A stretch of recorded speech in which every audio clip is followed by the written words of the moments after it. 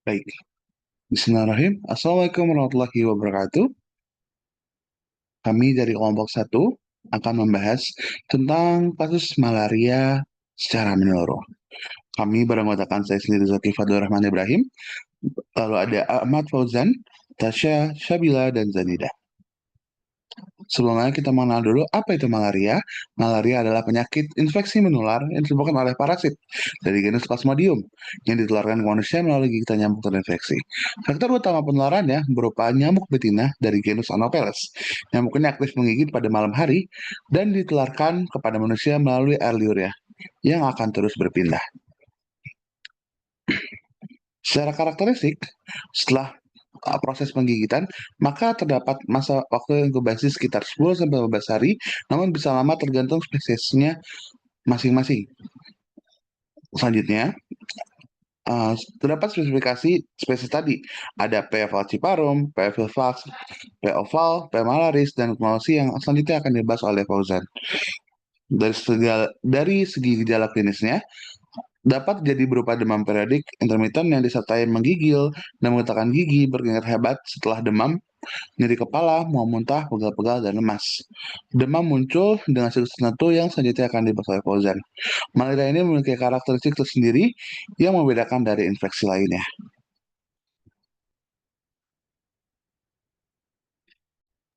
Oke, selanjutnya di sini ada jenis-jenis Plasmodium. Tadi kan udah di mention juga ya, kalau misalnya malaria itu kan disebabkan karena adanya infeksi parasit Plasmodium yang ditularkan melalui gigitan nyamuk Anopheles, yaitu yang betina gitu.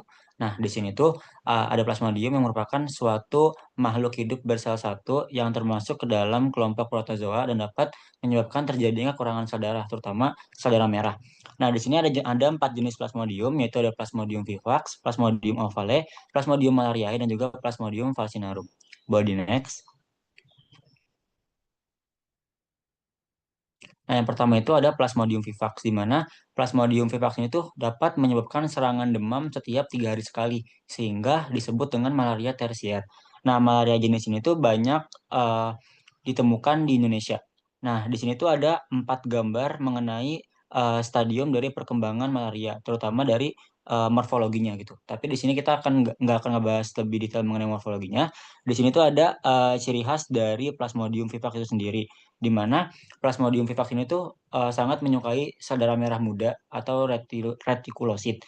Dan ketika sudah menyerang sel darah itu, nanti sel darah merahnya itu akan membesar. Nah, semua tahapan infeksi pada Plasmodium vivax ini tuh terlihat di darah tepi. Dan di sini juga ada trofozoit, yaitu suatu morfologi dari Plasmodium vivax yang berbentuk amoeboid yang menjadi ciri khas dari Plasmodium vivax itu sendiri. Body next. Oke, yang kedua di sini ada Plasmodium malariae, di mana Plasmodium malariae ini disebut dengan malaria kuartana karena bisa menyebabkan serangan demam setiap 4 hari sekali. Nah, malaria jenis ini tuh banyak ditemukan di daerah dataran rendah ataupun di daerah dataran tinggi yang ada di daerah tropis. Kemudian ciri khas dari Plasmodium malariae ini yaitu menyerang sel darah merah tua. Dan ketika sel darah merahnya itu udah diserang, nanti akan tapi dia itu nggak membesar gitu. Dia itu tetap normal, tapi dia itu bisa menyerang sel darah tua, merah tuanya. Kemudian di sini tuh ada bentuk trofozoid, yaitu sering membentuk suatu pita atau band shape yang menjadi ciri khas dari Plasmodium malaria ini. Dan semua tahapan infeksinya itu terlihat di darah tepi. Body next.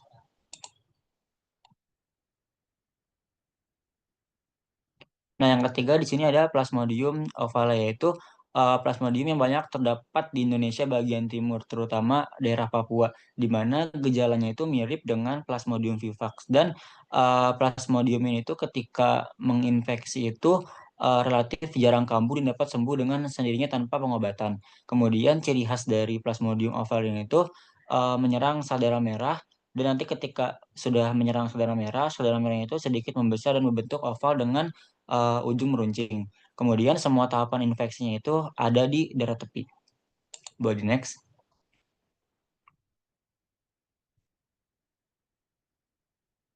Nah, yang terakhir itu ada Plasmodium falciparum yang merupakan Plasmodium yang bisa menjadi penyakit endemik di seluruh wilayah Indonesia gitu. Di mana malaria jenis ini itu merupakan malaria ganas dengan masa inkubasinya itu sekitar 9 sampai 14 hari.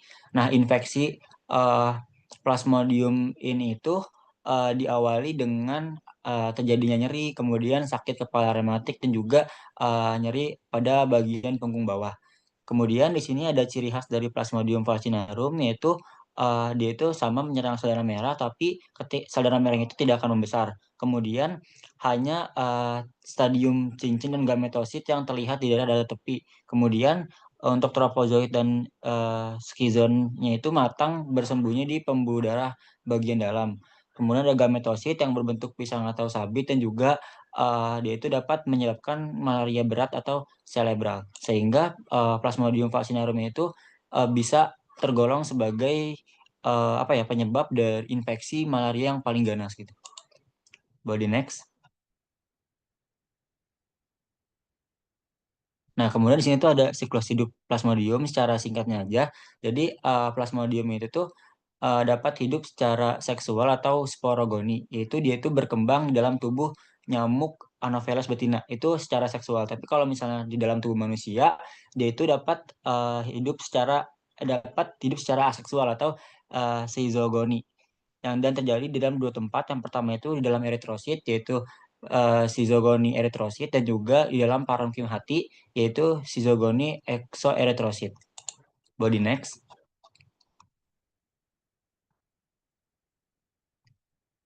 Nah, kemudian di sini tuh ada faktor dan juga penyebab risiko dari malaria.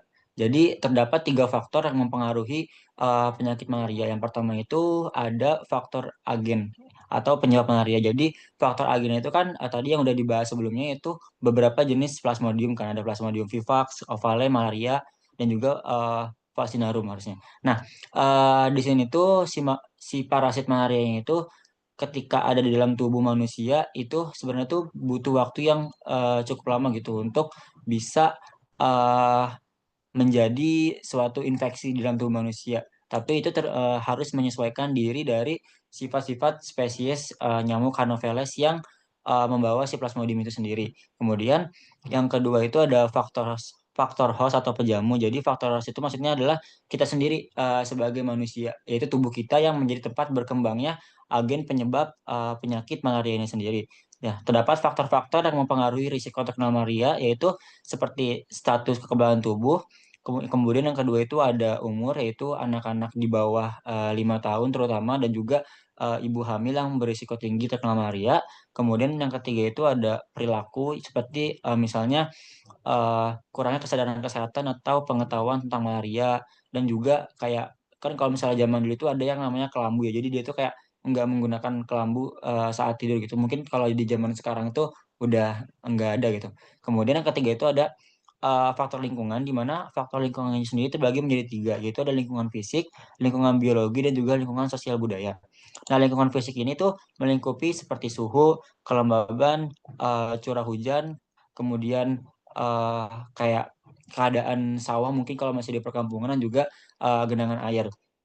Kemudian untuk lingkungan biologi itu banyak dipengaruhi oleh tumbuhan yang ada di air seperti kayak bakau. Kemudian ada lumut ganggang dan juga berbagai jenis tumbuhan lain yang dapat mempengaruhi kehidupan dari larva nyamuk gitu. Kemudian yang ketiga itu ada lingkungan sosial budaya. Jadi kadang faktor ini itu menjadi faktor yang memiliki pengaruh sangat besar gitu dibandingkan dengan lingkungan fisik dan juga lingkungan eh, biologi kayak gitu. Body next.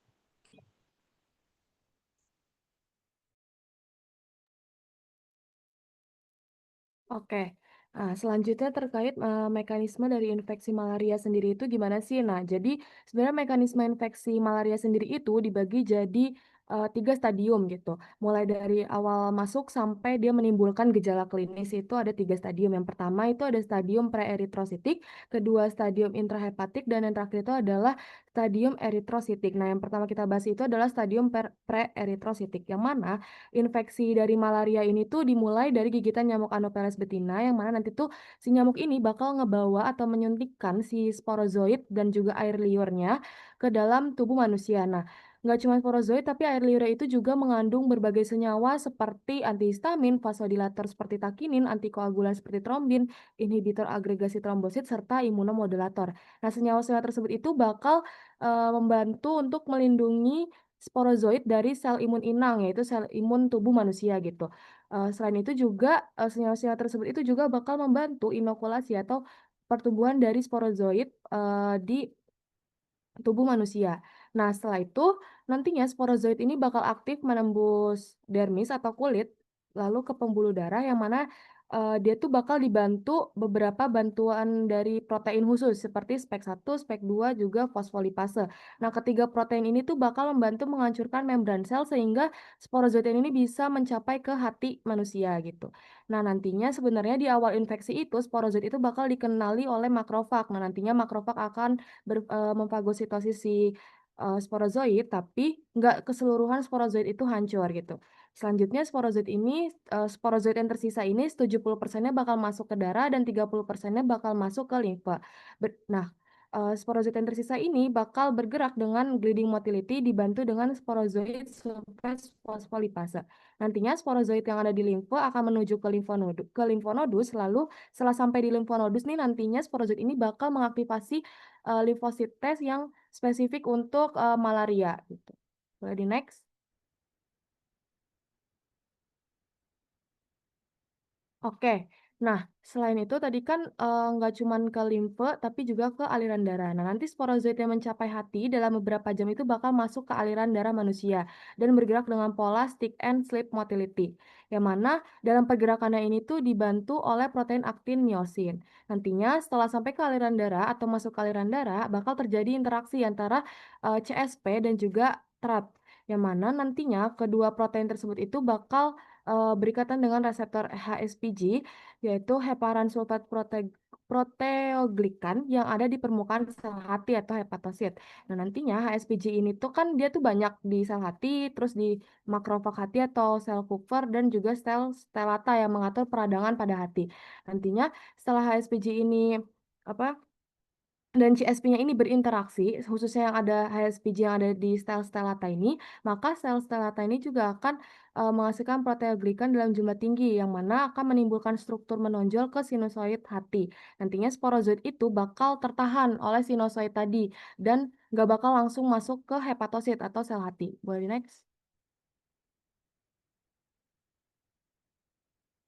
Nah, selanjutnya itu ada stadium yang kedua, yaitu intrahepatik, di mana sporozoit ini mulai masuk ke dalam hati gitu. Nah, sporozoit ini yang tadinya tertahan di sinusoid hati kan nggak bakal masuk langsung ke hepatosit, karena celahnya itu terlalu sempit gitu, dia tertahan nih di sinusoid. Dan makanya jalur utama dari sporozoit tadi itu bakal melalui sel Kupffer atau makrofag si hati. Nah, nantinya sporozoit ini masuk lewat sel Kupffer itu dengan membentuk parasitophorus vakuole, yang mana dia itu nggak bakal menyatu dengan lisosom. Nantinya setelah masuk, sporozoid ini bakal melewati, celah atau ruang antar pembuluh dengan sel hati atau hepatosit, yang namanya itu space of this. Nah, nantinya setelah itu sporozoid itu bakal berpindah dari satu hepatosit ke hepatosit lainnya, dan prosesnya itu bakal berakhir saat sporozoid ini membentuk parasitophorus vakuole terakhir di hepatosis. Nah, perpindahan antar sel ini bisa merusak membran hepatosit itu sendiri, karena kan ada enzim-enzim kayak lipase, protease, dan protein pembentuk pori. Tapi kerusakannya ini tuh sebenarnya nggak permanen dan bisa pulih. Justru, kerusakan ini juga bisa melepas HGF atau hepatocyte growth factor yang bisa membuat hepatosit ini tuh ke depannya lebih peka gitu atau lebih rentan kalau misalnya terjadi infeksi malaria di masa yang akan datang. Boleh di next?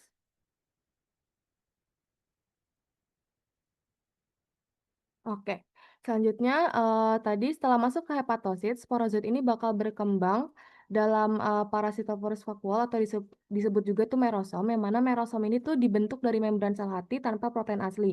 Jadi, merosom ini tuh nggak bakal dikenali oleh sel, imun gitu, termasuk sel Kupffer itu sendiri, makrofag hati itu sendiri. Nanti si protein sporozoit ini bakal, membantu dalam proses replikasi atau perkembangan sporozoid di hepatosit gitu. Nanti setelah bereplikasi memperbanyak diri, sporozoid ini bakal berkembang menjadi merozoid, yang kemudian merozoid ini bakal dilepaskan dari merosom, lalu masuk ke peredaran darah dan dilanjutkan dengan siklus infeksi. Nah, tapi khusus Plasmodium vivax dan ovale ini nantinya sebagian sporozoid itu jadi nggak semua sporozoid itu diubah jadi merozoid, tapi bakal menjadi hipnozoid. Yaitu hipnozoid ini bisa aktif tapi di kemudian hari yang menyebabkan kambuh suatu saat gitu. Boleh di next? Oke, stadium terakhir itu eritrositik di mana si sporozoid ini tuh udah masuk ke dalam hati dan masuk ke pembuluh darah gitu, sirkulasi darah. Nah, setelah multiplikasi atau perbanyakan sporozoid di merosom tadi jadi merozoid, merozoid ini bakal dilepaskan dari hati dan masuk ke aliran darah atau sirkulasi darah. Nantinya di kapiler paru-paru, merozoid tadi hanya butuh kurang lebih itu sekitar 20 detik buat menempel dan juga menginvasi sel darah merah gitu. Proses ini bakal tujuannya itu untuk menghindari deteksi dari sistem imun. Jadi biar dia si merozoid ini tetap bertahan gitu di dalam aliran darah, nggak mati karena serangan sistem imun. Nah, invasi merozoid ke eritrosit ini terjadi dalam 4 tahap. Yang pertama ikatan awal di mana ligan dari merozoid ini bakal berinteraksi dengan reseptor eritrosit, lalu dilanjutkan dengan reorientasi apikal merozoid yang menyebabkan perubahan bentuk eritrosit, lalu yang dilanjutkan adalah pembentukan junction yang mana akan terbentuk sambungan kuat antara merozoid dengan sel darah merah manusia. Nantinya merozoid bakal masuk ke dalam eritrosit dan memulai siklus infeksi berikutnya. Jadi next. Nah, tadi kan udah nyampe masuk ke dalam eritrosit. Selanjutnya bakal terjadi apa sih dengan si merozoid tadi gitu. Nah, bakal berkembang melalui 3 tahap. Jadi nantinya ada tahapan fase cincin atau tahap Tahap awal infeksi lalu dilanjutkan oleh tropozoid yaitu fase aktif di mana parasit ini memakan isi eritrosit. Lalu ada skizon di mana fase pembelahan ini bakal menghasilkan banyak merozoid baru. Setelah skizon tadi matang, maka eritrosit itu bakal pecah dan merozoid bakal dilepaskan ke darah. Merozoid ini yang baru tadi itu akan menginfeksi eritrosit lainnya dan terjadi siklus infeksi menyebabkan berbagai gejala mulai dari demam secara berkala, terus kerusakan eritrosit hingga menimbulkan gejala klinis yang khas dengan penyakit malaria.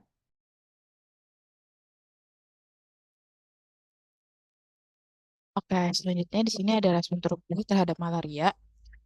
Jadi kalau misalkan kita terkena malaria itu kan tubuh kita terinfeksi ya. Jadi infeksi itu merupakan suatu respon imun bawaan yang muncul sebagai garis pertahanan pertama diikuti dengan respon imun adaptif yang melibatkan sel B dan sel T. Produksi antibodi dalam tahapan hati dan darah merah. Infeksi oleh parasit pada tahap pradarah atau tahapan hati dikenali oleh reseptor yang berbeda yang dipresentasikan oleh sel-sel imun inang yang menghasilkan berbagai jalur pensignalan serta produksi sitokin dan kemokin untuk membersihkan parasit dan mengatur kekebalan adaptif. Selanjutnya,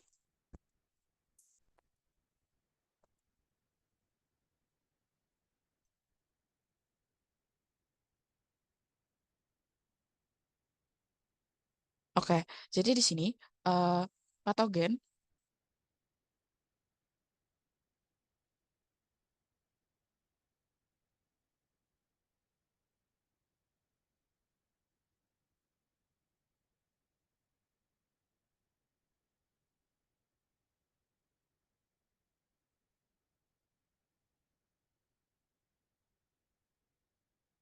mungkin bisa mundur 2 slide. Satu lagi. Oke, jadi di sini patogen itu dikenali oleh pola PPR. Jadi setelah infeksi, reseptor ini merespon dengan mengaktifkan jalur proinflamasi yang yang ada dengan mengaktifkan jalur respon dengan produksi sitokinin dan kemokinin inflamasi yang membantu membunuh parasit, sekaligus mendorong patogenesis penyakit. Dan sel-sel imun ini juga mengenali sporozoidnya dan merespon dengan mengaktifkan jalur pensignalan inflamasi. Nah, beberapa sporozoid tadi itu berhasil menghindari sistem imun dengan menginfeksi hati. Nah, sel hati yang terinfeksi parasit ini juga dikenali oleh sel-sel imun yang merespon dengan mediasi fagositosis. Nah, di dalam hati, sporozoid matang akan berkembang menjadi skizon yang pecah kemudian melepaskan merozoid kan. Nah, itu akan dikenali oleh sel T untuk mencegah invasi terhadap sel darah merah. Namun sel-sel imun ini juga seperti makrofag, sel dendritik, dan neutrofil itu juga mengenali sel darah merah yang terinfeksi ini dan membantu merespon dengan melakukan fagositosis terhadap sel-sel yang telah terinfeksi tersebut. Nah, aktivasi dan pembentukan spesies oksigen reaktif serta sitokin proinflamasi ini menyebabkan patofisiologi yang dinamakan penyakit malaria dan sembari dengan itu juga membunuh parasit yang telah menginfeksi. Sudah.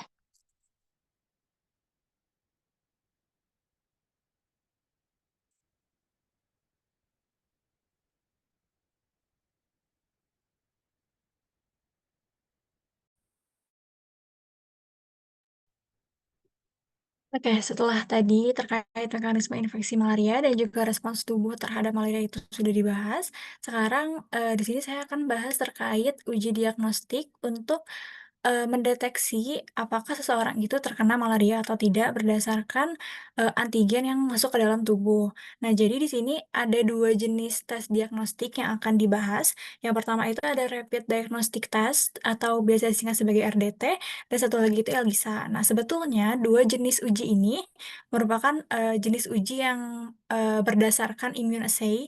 Jadi kedua uji ini berdasarkan interaksi antara antibodi dan antigen.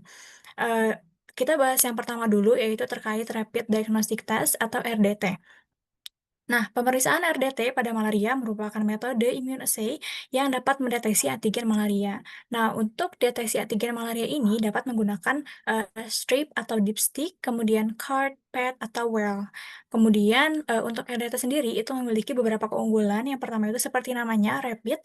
Jadi uji ini bisa dibilang cukup cepat gitu untuk dihasilkan apakah seseorang itu terkena malaria atau tidak, kemudian mudah digunakan, praktis, dan cukup spesifik untuk mendeteksi jenis antigen tertentu.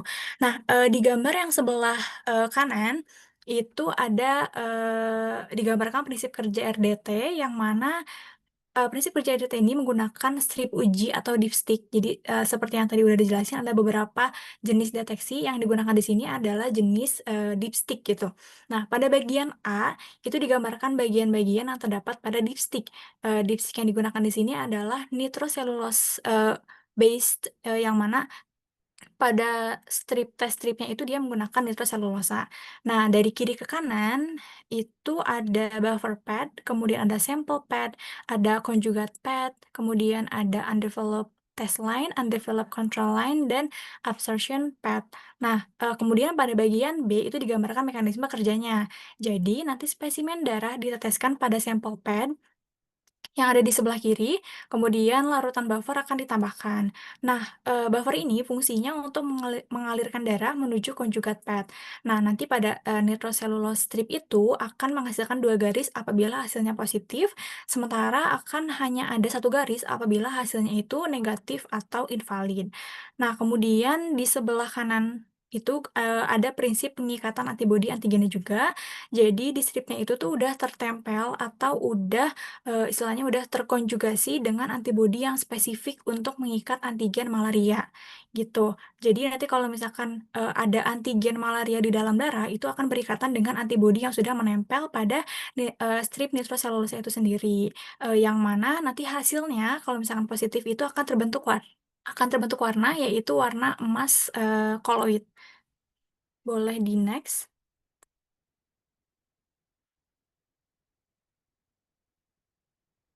Oke, selanjutnya pada slide ini ada 2 gambar, yang mana di sebelah kiri itu adalah dipstick yang umumnya digunakan untuk tes malaria atau beberapa jenis tes RDT lainnya gitu.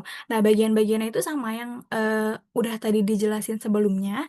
Jadi ada well for blood sample, kemudian ada for buffer solution, kemudian ada result window. Itu ada 2 jenis result. Yang pertama itu ada control line, kemudian ada test line. Nah, sebelumnya kan sering banget nih, sering banget disebut gitu kalau misalkan tes ini itu berbasiskan antigen. Jadi untuk malaria sendiri ada 2 jenis antigen yang memang umumnya terdeteksi menggunakan RDT ataupun ELISA gitu. Jadi yang pertama itu adalah histidine rich protein 2 atau HRP2 yang merupakan protein larut air yang dimiliki oleh Plasmodium dari genus Plasmodium, yang mana protein larut air ini dapat diproduksi oleh Plasmodium pada masa aseksualnya. Jadi ketika masuk ke dalam tubuh dan pada proses aseksualnya itu dihasilkan HRP2. Nah, kemudian yang kedua itu adalah parasite lactate persat laktat dehidrogenasa atau PLDH, yang mana PLDH ini dihasilkan eh, oleh plasmodium eh, ketika proses seksual dan aseksual gitu. Nah, PLDH ini merupakan enzim gitu. Jadi kalau misalkan HRP2 itu kan cuma protein biasa, sedangkan kalau PLDH ini itu enzim. Nah, kemudian yang di sebelah kanan itu ada eh, apa ya, menunjukkan diksi kalau misalkan hasilnya itu positif atau negatif. Seperti yang udah tadi dijelasin, kalau misalkan memang positif, itu dia menghasilkan 2 garis pada kontrol dan pada T. Kemudian kalau misalkan invalid atau negatif, hanya pada kontrol aja gitu. Nah, di sini kan ada beda ya, gambar yang sebelah kiri sama kanan gitu, ada yang positif falciparum sama positif vivax. Nah, biasanya untuk malaria ini cenderung positifnya itu falciparum gitu, karena memang falciparum itu merupakan plasmodium yang banyak ditemukan di lingkungan dan juga penghasil HRP2 terbanyak gitu. Boleh di next? Oke, kita masuk ke tes selanjutnya, yaitu ELISA atau Enzyme Linked Immunosorbent Assay. Jadi, diagnosis malaria menggunakan ELISA ini didasarkan pada deteksi dan kuantifikasi antibodi atau antigen spesifik yang menjadi penyebab malaria. Nah, sebelum kita bahas terkait prinsip kerja dari ELISA itu sendiri, untuk ELISA itu dia ada 2 jenis metode pengujian. Yang pertama itu ada sandwich ELISA, yang kedua itu adalah indirect ELISA. Nah, untuk sandwich ELISA itu digunakan untuk deteksi antigen, yang mana antigen akan ditangkap oleh antibodi yang menempel pada permukaan penyangga. Nah, permukaan penyangga di sini merupakan fase padat, yang mana fase padat itu akan terkonjugasi dengan antibodi spesifik yang akan mengikat antigen gitu.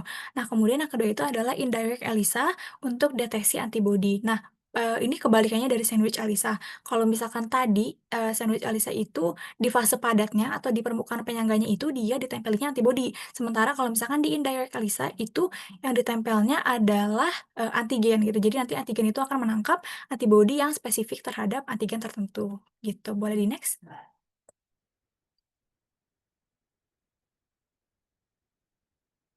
Oke, kita masuk ke prinsip kerja dari ELISA itu sendiri. Sebetulnya untuk prinsip kerja ELISA, mau untuk malaria, mau untuk HIV, SARS, COVID itu sebetulnya sama aja. Prinsipnya adalah antibodi atau antigen spesifik akan berikatan dengan antibodi atau antigen target. Lalu kompleks antigen antibodi itu akan terdeteksi keberadaan dan jumlahnya pada microplet reader. Jadi pada pengujian ELISA ini cenderung menggunakan microplet yang 96 well ini. Nah, untuk peningkatan sensitivitas dari pengujian, biasanya antibodi atau antigen ini dapat dikonjugasi gitu, dapat ditempelkan ke microplet 96 well-nya itu. Jadi, nanti kita akan bahas di prinsipnya. Nah, di gambar yang sebelah kanan ini, itu sebetulnya dia pakainya indirect ELISA, tapi sebetulnya sama aja untuk prinsipnya itu. Dia kayak yang ada di gambar ini, cuman bedanya adalah yang ditempeli pada fase padatnya itu adalah antibodi gitu. Nah, kalau misalkan di gambar ini kan dia antigen, sebenarnya sama aja. Nah, oke, kita bahas dari yang pertama. Jadi, antigen is bound to well. Jadi, ada well yang disebut sebagai microplasma 96 reader. Nanti itu bakal ditempeli oleh antigen, yang mana kemudian antigen itu akan ditempeli juga blocking agent, sehingga antigennya itu menempel secara kuat di fase padatnya gitu. Nah, nanti kemudian sampel ditambahkan, yang mana nanti antigen yang tertempel pada fase padat itu akan menempel akan berikatan dengan antibodi yang spesifik gitu dari sampel yang ditambahkan. Kemudian nanti ada proses wash away, jadi ada proses pencucian dulu dari antibodi yang memang tidak terikat kepada antigen gitu.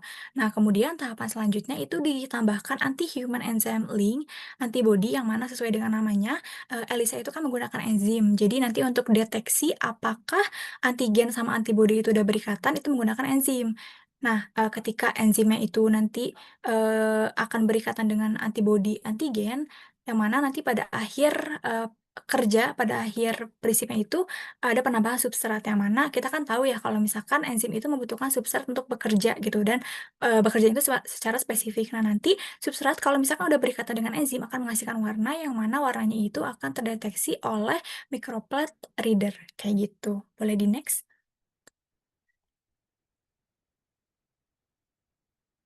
Oke, yang terakhir ini adalah bisa dibilang sebagai rangkuman dari yang tadi sudah saya bahas, itu terkait perbedaan RDT dan ELISA. Di sini ada beberapa aspek. Yang pertama itu adalah berdasarkan prinsipnya. Jadi untuk RDT itu merupakan uji diagnostik untuk deteksi antigen langsung, tetapi kalau misalkan ELISA itu dia deteksi antigen atau antibodi berbasis enzim. Kemudian untuk aspek yang kedua itu waktu hasilnya. Untuk RDT itu terbilang cukup cepat karena rapid gitu ya. Dia 15-30 menit aja. Tapi kalau misalkan ELISA itu dia membutuhkan beberapa jam karena, untuk ELISA ini dibutuhkan, proses preparasi gitu. Jadi untuk menghasilkan hasil yang baik itu harus preparasinya harus, juga baik. Kemudian aspek yang ketiga itu lokasi penggunaan. Untuk RDT itu, umum digunakan untuk di lapangan atau di klinik gitu. Kalau misalkan teman-teman tahu kan dulu juga kita pernah sempat Covid ya, itu juga bisa dilakukan di lapangan gitu, sama juga dengan RDT.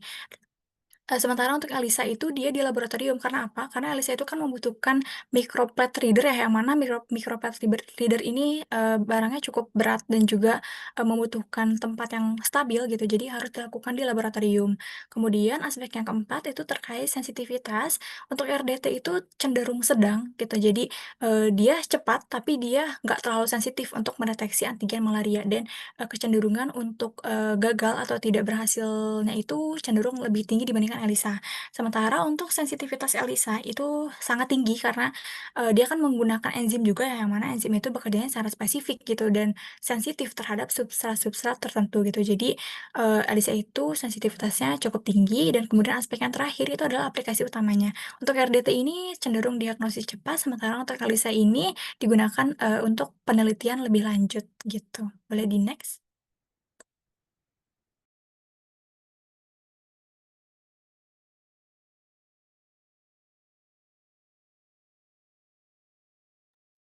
Baik, selanjutnya kita masuk ke langkah pengobatan. Sekiranya pengobatan ini dilakukan untuk membatasi parasitnya, mencegah kambuhan, dan menghindari komplikasinya. Pengobatan malaria tergantung pada jenis plasmodium yang menginfeksinya, jika terpapar penyakit status kekebalan dari kondisi pasien, karena setiap orang memiliki kondisi yang berbeda. Obat anti malaria yang digunakan bisa berbeda, namun umumnya termasuk golongan artemisinin dan kombinasi obat lainnya seperti ACT untuk meningkatkan efektivitas dan mengurangi resiko resistensi obat. Di sini bisa kita lihat ini adalah golongan-golongan obat yang umum ya sebagai obat anti malaria. Lalu kerjanya bagaimana? Ini ada mekanismenya. Di sini, obat anti malaria bekerja dengan mengendalikan jalur metabolik esensial dalam plasmodium, memanfaatkan kerentanan parasit terhadap sel oksidatif. Umumnya ada tiga jenis yang bekerja. Yang pertama, ketika artemisinin dan turunannya, contohnya artemeter dan arsenate DHA yang ada di kolom tabel sebelumnya, dia mengaktifasi oleh Fe2+ dari heme, dia membentuk radikal karbon bebas, cancer radicals, dia menargetkan protein, mitokondria, dan kompleks transport elektron yang menyebabkan depolarisasi membran mitokondria. Lalu ada obat selanjutnya ada 8 aminoquinolin, primaquine, ada di tabel sebelumnya juga. Dia menargetkan hipnozoid di hati dan gametosit. Dia memiliki metabolit aktif 5 hidroksi primaquine. Dia akan menginduksi si ROS itu sendiri sehingga terjadi peroksidasi lipid membran dan risiko hemolisis pada pasien G6PD defisien. Dan yang terakhir ada sistem antioksidan plasmodium yang tidak memiliki katalase dan glutathione peroksidase. Nah, ini terdapat versi lain juga, alternatif terapi lain, di mana tadi kan ada spesifiknya yang menyebabkan infeksi si malaria sendiri. Nah, jadi untuk spesifiknya itu tuh ada namanya ACT atau artemisinin based combination therapy, di mana kombinasi si artemisinin ini dikombinasikan dengan obat yang lain, obat anti malaria yang lain, sehingga diharapkan dengan dikombinasikannya dia akan menciptakan sinergisme yang meningkatkan ROS sehingga membunuh parasit-parasit itu lebih efektif lagi. Mungkin itu saja yang dapat kami sampaikan, sehingga dapat kami simpulkan bahwa malaria adalah penyakit infeksi menular yang disebabkan oleh parasit Plasmodium dan dilakukan melalui gigitan nyamuk betina Anopheles, yang infeksinya spesifik oleh P. vivax, P. oval, P. malaria, dan P. falciparum dengan karakteristik dan tingkat keparahan yang berbeda-beda. Siklus hidup parasit melibatkan fase seksual dalam nyamuk dan fase aseksual di tubuh manusia meliputi fase hati dan fase darah. Parasit memiliki kemampuan untuk menghindari sistem imun inang, sementara tubuh merespon dengan aktivasi sistem imun bawaan dan adaptif. Diagnosisnya dapat dilakukan dengan melalui RPD, ERDT, dan metode ELISA yang lebih sensitif. Dan pengobatan pun dapat dilakukan menggunakan kombinasi obat berbasis artemisinin atau ACT yang menurunkan jalur metabolik parasit dan memanfaatkan kerentanan stres oksidatif. Sekian dari kami, berikut alat pusaka yang kami gunakan. Mohon maaf apabila banyak kekurangan. Wassalamualaikum warahmatullahi wabarakatuh.